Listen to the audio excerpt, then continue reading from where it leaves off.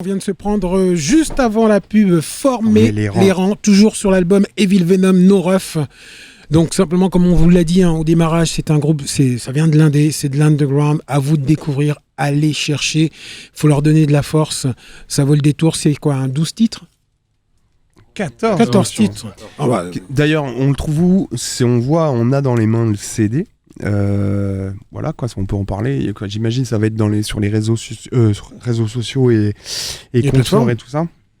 Sur les plateformes, ouais, j'imagine aussi. Les plateformes de téléchargement. Ouais, c'est sur toutes les plateformes. Boutique, et sur le Bandcamp, les Bandcamp respectifs, Bandcamp Evil Venom, Bandcamp No Rough. Vous avez mis combien de temps pour faire l'album par contre?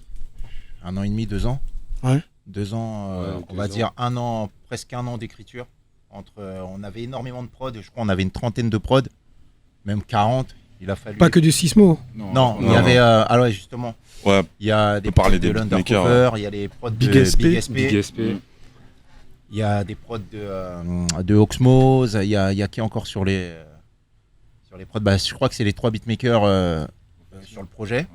Il y a une prod de Keor Meteor aussi. Ouais, Keor, c'est vrai. Keor. Qui par lui. Ouais.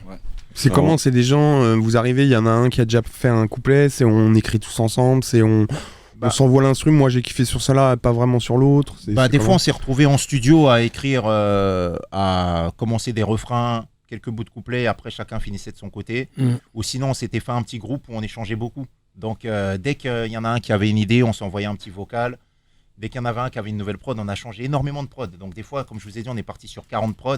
Des fois, on commençait un morceau sur une d'elles et après, on changeait au bout de quelques temps. On se disait, ouais, non, ça le fait pas. Entre celles qu'on a perdu les pistes par piste et celles qu'on veut changer, tu vois. Donc, ça a emmené tout ça, quoi. Mais en général, oui, on écrivait chacun de son côté, un petit vocal où on se voyait en stud, où il y avait des concerts entre-temps ou des trucs. On se voyait. Dès qu'on avait un petit moment ensemble, on gratouillait quoi. On fonctionne beaucoup par thématique en fait. Ouais. Effectivement, soit on l'a défini ensemble au départ quand il n'y a rien encore d'écrit, ou alors il y a l'un d'entre nous qui gratte un couplet, un refrain, ça devient un thème et puis on le jette comme ça. Est-ce que l'album c'est une thématique, parce que je vois le titre Former les rangs, quand je vois la pochette qui a été dessinée, par qui?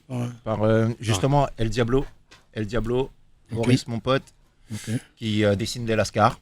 Et aussi les Cassos. Ouais, voilà, je me disais bien. C'est lui qui a fait. C'est sa patte, on la reconnaît partout.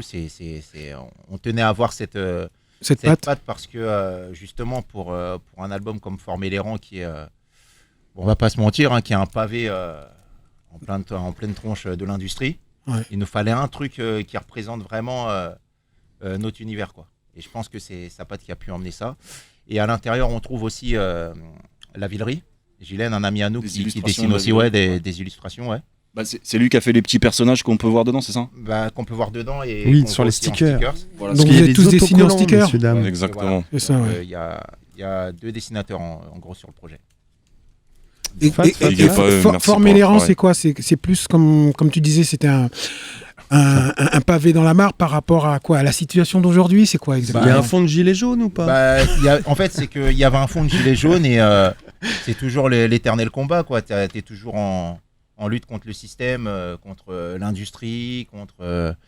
Il y a plein de discriminations, donc c'est pour ça qu'on voulait justement former les rangs. C'est aussi ce côté rap underground. Ouais, on est des survivants, mais on forme le rang. Maintenant, on va au combat. Je sais pas si, comme vous l'avez vu, en face, il y a des keufs, mais c'est pas vraiment c'est pas les CRS ou quoi. C'est l'IDD. C'est l'IDD, c'est l'industrie du disque, c'est sa police. Donc D'accord. là, on est devant et tout, on arrive pour s'emparer du truc. Est-ce que vous êtes contre quoi? L'industrie dans le sens propre de l'industrie du disque, dire Major et tout ce qui s'ensuit? Ou si demain matin, on imagine, Major dit « Ah putain, Evil Venom, c'est mortel, je vous signe ». Qu'est-ce qui se passe là? On signe.